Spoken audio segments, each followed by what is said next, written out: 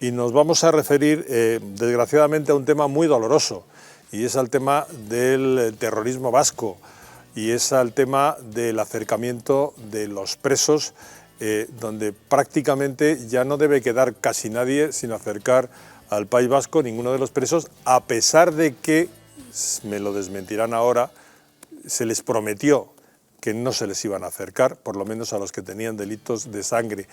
Doña Maite Araluce, presidenta de la Asociación de Víctimas del Terrorismo, saludos, muy buenas tardes. Hola, buenas tardes. ¿Ha terminado de reírse el Ministerio, y digo lo de reírse porque creo que lo han utilizado ustedes, la expresión Sí. de reírse el Ministerio del Interior de las víctimas del terrorismo? Bueno, les queda poco ya, o sea, solo faltan 50 terroristas de ETA por acercar a cárceles del País Vasco o Navarra. Se han acercado ya, con los últimos acercamientos, son 111 los que están en cárceles del País Vasco y 11 que están en cárceles de Navarra, o sea, el 70% de los presos etarras ya duermen cerca de su casa. Recordemos que es cierto que les prometió a ustedes, Fernando Grande Marlaska, que no se iban a acercar a los presos con delitos de sangre. ¿Es así? Efectivamente, en la primera reunión que tuvimos nos dijeron que, bueno, que iba a haber acercamientos, pero acercamientos puntuales, que nunca serían a cárceles del País Vasco, o sea, que serían a cárceles cercanas, pero nunca a cárceles del País Vasco, que por supuesto ninguno con delito de sangre o que lo que le quedara pues bastante condena por cumplir.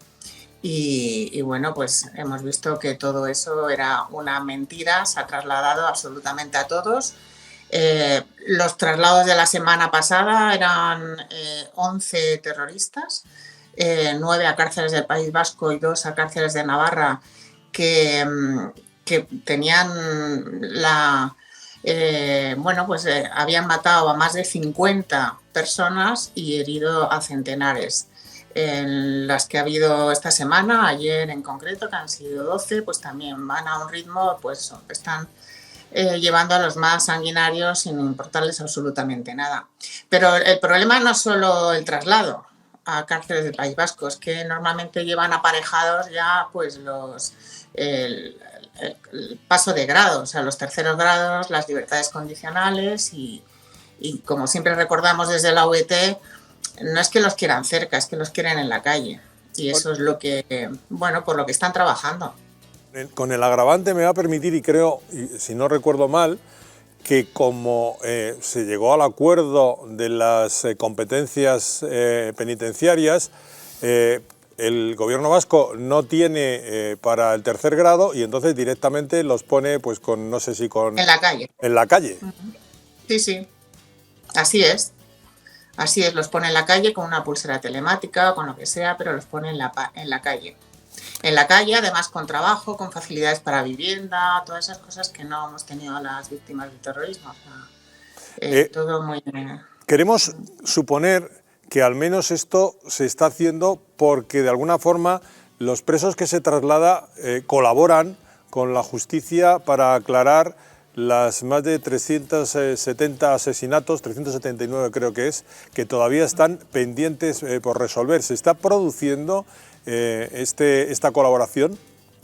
A día de hoy no hay un solo terrorista que haya colaborado con la justicia. Hay muchos que dicen que se arrepienten, incluso van por platos de televisión y por sitios diciendo que se han arrepentido, pero luego a la hora de la verdad se les llama a declarar a los juicios y todos tienen amnesia, ninguno se acuerda absolutamente nada, con lo cual ninguno ha colaborado con la justicia y seguirán los casos sin resolver, desde luego, porque no tienen ningún interés en colaborar con la justicia y les están dando todos estos permisos y todas las cosas sin colaborar con la justicia. ¿Para qué lo van a hacer entonces, si no se les exige? Al mismo tiempo que estamos dialogando con usted, estamos viendo imágenes de actos de homenaje. Ha sido, creo que Covite contabilizaba en los primeros 7 meses del año 340 actos públicos de homenajes a presos de ETA, cuando yo creo recordar que en un momento determinado Bildu dijo que esto se iba a acabar, lo que permitió al Partido Socialista rechazar una propuesta, creo que de Ciudadanos.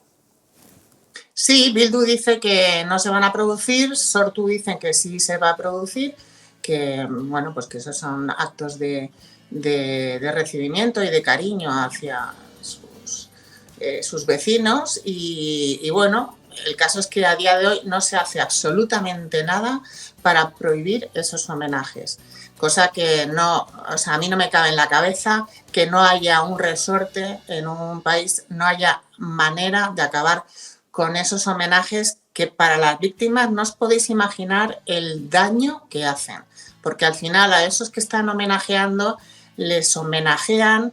El único mérito que tienen es haber matado a tu padre, a tu hijo, a tu hermano, y por eso los reciben como héroes. Eso para la víctima es demoledor, es peor casi que el haberse convertido en víctima. Es una revictimización continua. En España, ya lo hemos dicho muchas veces, las víctimas del terrorismo, por desgracia, no somos víctimas una sola vez, sino que nos están revictimizando continuamente. ¿Y qué queda por hacer? Y ya con esto termino por hoy este diálogo, doña Maite Araluce. ¿Qué queda por hacer? ¿Qué puede hacer más la Asociación de Víctimas del Terrorismo cuando le ha abandonado el gobierno, cuando se le hace poco caso o nada a la oposición? Yo no sé si están ustedes muy contentos con el papel de la oposición en su apoyo, y cuando a la población, pues sinceramente da la impresión de que le da igual, aunque sea doloroso decirlo. Sí, la verdad es que no nos queda mucho por hacer, nos queda el derecho al pataleo, pero vamos a seguir reivindicando y vamos a seguir protestando y vamos a seguir luchando porque al final se haga, bueno, pues se cumpla con la verdad, la memoria, la dignidad y la justicia de todas y cada una de las víctimas del terrorismo. Nosotros no vamos a parar. Otra cosa es que nos hagan caso, que la sociedad vuelva a mirar para otro lado a veces y que desde luego desde este gobierno, bueno, no solo es que no nos apoyen, sino que nos están humillando continuamente o sea, aquí no hay medias tintas. Entonces, o estás con las víctimas o estás con los terroristas. Y claramente con los hechos, puede que con las palabras el gobierno diga que está con las víctimas, pero con los hechos está con los terroristas. Está trabajando muchísimo para poder beneficiar a esos terroristas.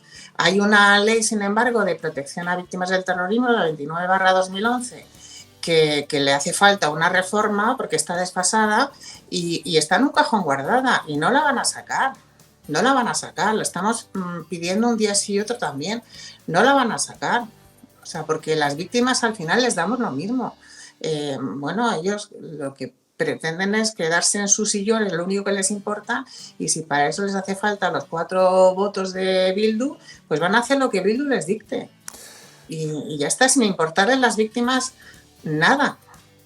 Doña Maite Araluce, esperemos que el Partido Popular al menos se comprometa a sacar la ley del cajón. Y no solo se comprometa, sino que luego cumpla el compromiso. Muchísimas gracias por estar con nosotros. Muy buenas tardes. Gracias a vosotros. Adiós. Sobre el Partido Popular, ¿no?, cuando ha gobernado, vamos a ver qué decía el Partido Popular cuando ha gobernado y si llevaban razón o no. Decían que acercar presos no iba a pagar ningún precio. Decía Jorge Fernández Díaz, ministro del Interior: si ETA deja de existir, es evidente que el gobierno debe plantearse la política de dispersión. Jaime Mayor Oreja: el gobierno ha tomado la decisión del acercamiento de 105 presos de ETA para asumir su responsabilidad en el anhelo de la paz. Mariano Rajoy, que también fue ministro del Interior: es la ley penitenciaria. José María Aznar: el gobierno ha autorizado contactos de liberación con el movimiento vasco. Ya, lo que pasa es que detrás de todo eso Esto es lo que decía pero hay una letra... No es el mejor ejemplo tampoco de tratamiento del tema etarra, porque llamar eso Movimiento de Liberación Vasco... Según el Partido Popular, yo hablo catalán en la intimidad. Según el Partido Popular, 4 personas de Jorge Fernández Díaz, José María Aznar, Jaime Mayor Oreja y Mariano Rajoy... Pero la mayor parte de esas declaraciones hay que entenderlas con la diferenciación de delitos de sangre o no delitos de sangre. Delitos de sangre. Delitos de sangre. En cualquier caso, el que sea de la doctrina del Partido Popular no significa... Ser de ETA es de delito de sangre, porque... No necesariamente. Pues no, existe colaboracionismo, existe... Me da lo mismo, pero no es igual, porque el fin es el mismo. Existe una legislación que obligaba a que los beneficios penitenciarios era una legislación que valía tanto, o debería haber valido tanto para el Partido Socialista como para el Partido Popular, obligaba a la colaboración expresa, no a un documento ad hoc que todos van firmando y que no sirve para nada, obligaba a la colaboración expresa en la solución de los crímenes que quedan pendientes. Y eso se lo han pasado por el forro. Se lo ha pasado al Partido Socialista, yo no sé si también un tanto el Partido Popular. Lo que no se explica muy bien es que la política de dispersión tenía dos objetivos. Primero, obviamente, el pago en el sentido de pena y sobre todo seguridad. Evitar que los etarras estuvieran juntos para poder favorecer, en este caso, arrepentimientos, es decir, que no hubiera una especie de apoyo, al igual que en el caso terrorista, de yihadista, para que no tuviera un apoyo moral a la hora de enfrentarse a lo que se iban a enfrentar, una especie de aislamiento para poder entrar en esa mente, para poder sacar información, para poder resolver crímenes. O sea, eso tenía una lógica. Hay un problema aquí cuando vemos la cesión de competencias del tema de penal al País Vasco, va muy enfocado en que para que el gobierno se lave las manos. Es decir, oigan, yo no voy a ser el que libere, en todo caso acerco, y luego ya es el gobierno vasco el que se encarga de liberar. Y el objetivo es eso. Y esto, desgraciadamente, es que atiende a la famosa hoja de ruta de Zapatero, que se está cumpliendo 20 años después. Sí, la de José María Aznar. Bueno, también. Si el problema es que en España se ha cedido, y el problema es el camino que podemos seguir en España como en Colombia, porque el pueblo votó que no a pactar con las FARC, se votó, aquí por cierto nadie nos ha consultado, ni un referéndum, si queremos pactar o no, soltar los etarras. En Colombia se votó que no y aún así el gobierno lo aplicó. Y aquí está pasando lo mismo. Punto final. A espaldas de la gente se está haciendo cosas.